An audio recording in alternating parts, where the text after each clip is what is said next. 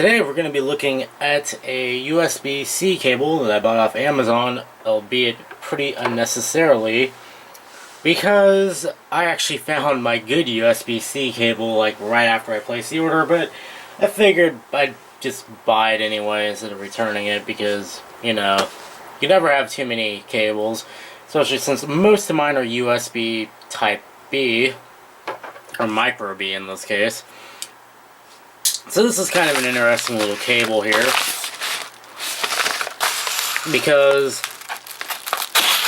if you've been watching, you know, the internet or the tech blogs, you know that some guy from Google named Benson Leung, I believe that's how you pronounce it, is reviewing USB-C cables left and right, and he's been kind of signing off on the bad ones and, you know, reviewing the good ones. And this one is, you know, kind of a cheap cable, but it got his seal of approval. So it's the IOrange-E, which focus, thank you, which is kind of an interesting name for one of these cables. Anyway, we're going to go ahead and open it up, and we're going to do a quick comparison between a not spec compliant cable and a spec compliant cable. This thing wants to open. And this one is kind of interesting because it's cheap, but apparently built really well. After sale warranty.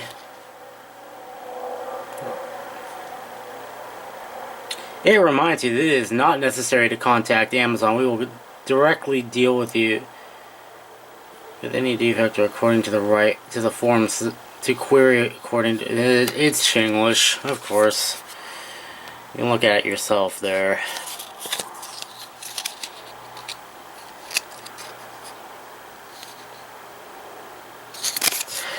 Anyway, so this is the cable here. It does, ooh, that is a very nice touch. It comes with a little loop, Velcro loop. If I can figure out where it terminates. That's a nice touch. I'm very happy about that. I like these little reusable Velcro loops. And they're sometimes a pain to get off though, as you can see. Slowly but surely, we will be victorious. It is braided, as we can see. And that does feel like actual, like, metal. It has the same kind of temperature retention. Anyway, that is the cable. It's about, I think, 6 feet.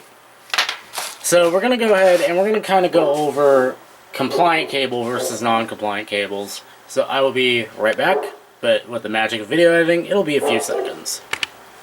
Alright, so compliant cables have a little resistor in them.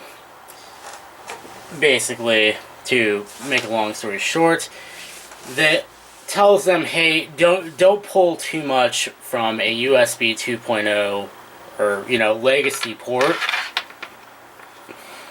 which is one of these, as Google likes to call it, because, you know, they want USB Type-C, rah, rah, rah. Unfortunately, we don't live in an ideal world where people just adopt it overnight. So, on my Nexus 6P here, there is an app that makes this easier called Checker, as you may have heard of. But the problem is you have to connect that to a computer, not a USB power source. So what we're going to do is we're going to look at it with Ampere here, which is a nice app. It's not accurate, but it gives you a ballpark range of what to expect. And we got a USB power supply here.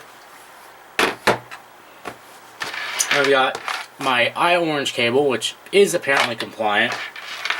My Belkin USB cable, which is very much compliant. I've already checked it.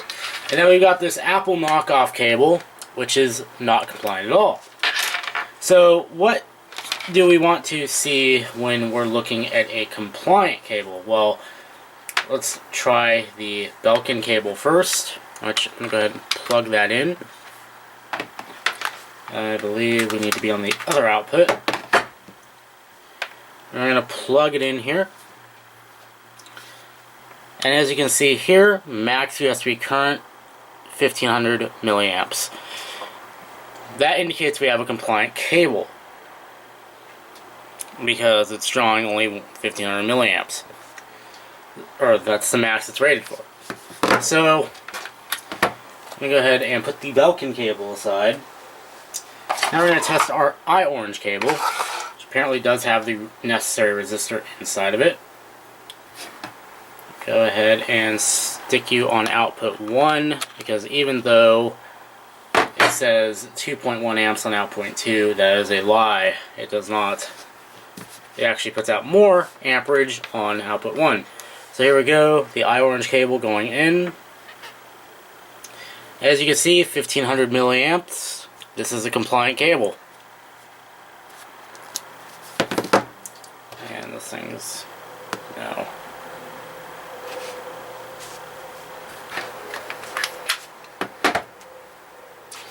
Alright. So, let's look at a non-compliant cable. This crappy little Apple knockoff cable. Go ahead, touch that to make sure it's not falling asleep on us. Plug this into output 1.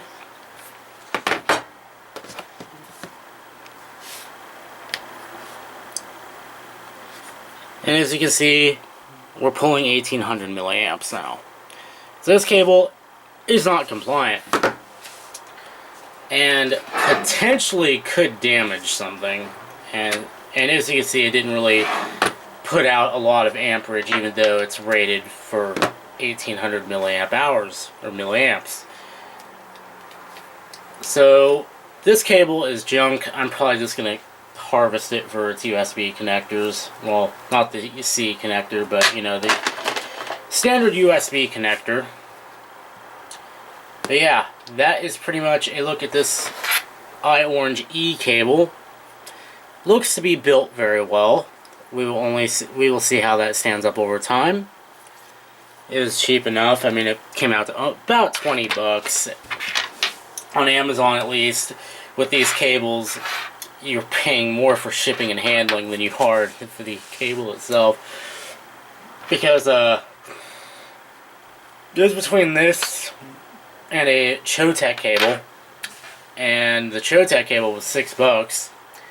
But it came out to 20 bucks after tax and shipping and handling, so, yeah, you're probably going to be paying way more in shipping and handling than you actually are for the cable, so that's why it goes on Amazon, I guess. But hey, for a cable that Benson signed off on, and it seems to be compliant after we checked it, I mean, yeah, I'll take it. Anyway, till next time, I'll see you guys later.